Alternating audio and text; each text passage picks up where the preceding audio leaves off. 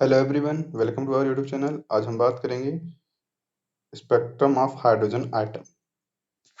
तो spectrum of जो hydrogen atom है, it is the most important line spectrum है। ठीक, अब हाइड्रोजन स्पेक्ट्रम कैसे ऑब्टेन हुआ? Hydrogen spectrum can be obtain by passing electric discharge. Hydrogen spectrum can be obtained by passing electric discharge through the hydrogen gas taken in discharge tube under low pressure. जो ये discharge tube है, इसमें hydrogen gas लिया गया है at low pressure पे। अगर हम यहाँ पे इलेक्ट्रिक डिस्चार्ज करवाते हैं तो हमें एक लाइट ऑब्टेन होता है। उस लाइट को जब हम इस प्रिज्म से पास कराते हैं तो यहाँ पे हमें लाइन स्पेक्ट्रम ऑब्टेन होता है डिफरेंट कलर का। उसे Lyman series, Balmer series, Paschen series, bracket, Pfund. Okay, ये डिस्चार्ज ट्यूब है जिसमें हाइड्रोजन गैस कंटेन है एट लो प्रेशर। जब हम इसका इलेक्ट्रिक डिस्चार्ज कराते हैं तो एक लाइट प्रोड्यूस होता है। उस लाइट को हम स्लिट के द्वारा यहाँ से पास कराते हैं, प्रिज्म से जब पास कराते हैं तो फिर हमें ऑब्टेन होता है डिफरेंट लाइन स्पेक्ट्रम या स्पेक्ट्रल लाइन सीरीज। वो लाइन सीरीज है क्या, उसके बारे में पढ़ते हैं आगे कि the line obtained in atomic spectrum of hydrogen, the line obtained in atomic spectrum of hydrogen was grouped into 6 different series। जो यहाँ पे हमें स्पेक्ट्रल लाइन या सीरीज मिली उसे हम 6 डिफरेंट कैटेगरीज में रखे हैं। फर्स्ट क्या है? Lyman series. Lyman series discover by Lyman और किस रीजन में लाई करता है? अल्ट्रावायलेट रीजन में। सेकेंड, बामर सीरीज जो डिस्कवर बाय बामर और लाई करता है विजुअल रीजन में। थर्ड है पास्कन सीरीज डिस्कवर बाय पास्कन जो लाई करता है इंफ्रारेड रीजन में। फोर्थ है ब्रैकेट सीरीज जो डिस्कवर बाय ब्रैकेट और लाई करता है इंफ्रारेड रीजन। फिफ्थ क्या है? पीफन सीरीज डिस्कवर बाय पीफन और लाई करता है इंफ्रारेड रीजन। सिक्स है Humphry discover by Humphry and lie करता है फार इंफ्रारेड रीजन में। ठीक, दोस्त पढ़िए आपने।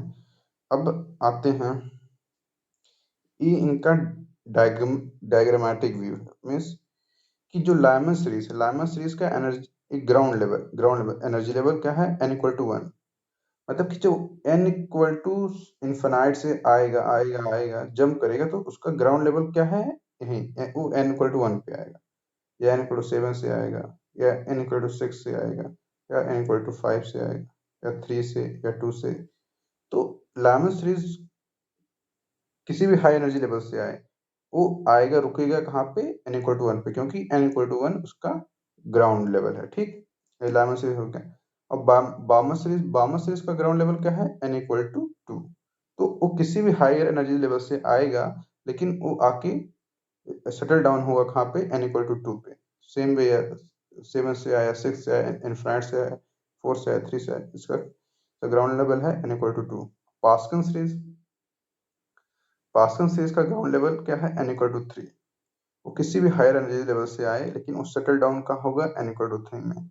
7 से आए या 6 से आए, 6 से आए, 4 से आए। ठीक, ब्रैकेट इसका ग्राउंड लेवल एनर्जी क्या है? n equal to 4। किसी भी हायर एनर्जी लेवल से आता है वो, लेकिन सेटल डाउन कहाँ होगा? n इक्वल टू 4 पे।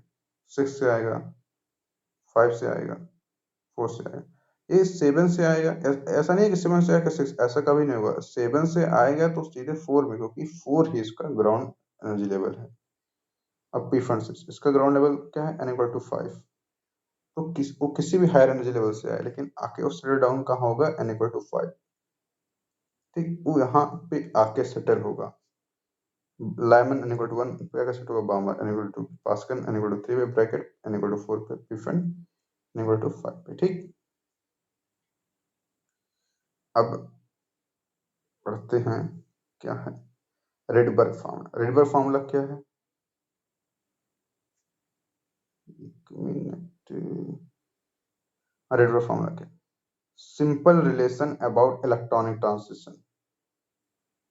मतलब कि जो यहाँ पे इलेक्ट्रॉनिक ट्रांजिशन हो रहा था हाई या n इक्वल टू 7 से लेके n इक्वल टू 7 से लेके n इक्वल टू 1 पे, या यहाँ पे हो रहा था। तो ये relation, simple relation about electronic translation and n1 equal to n2 and wavelength of various line hydrogen spectrum was suggested by Rydberg।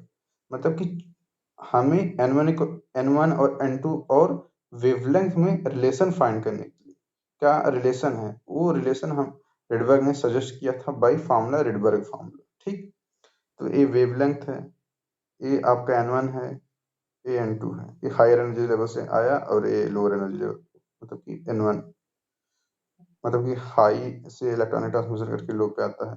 ये वेवलेंथ n1 n2। ठीक, ये क्या है रिडबर्ग कांस्टेंट, ये जेड है एटॉमिक नंबर ऑफ आइटम, कोई भी item हो सकता है। ठीक, नेक्स्ट क्लास में हम पढ़ेंगे numerical related to Rydberg formula and spectral series. Okay, so thank you.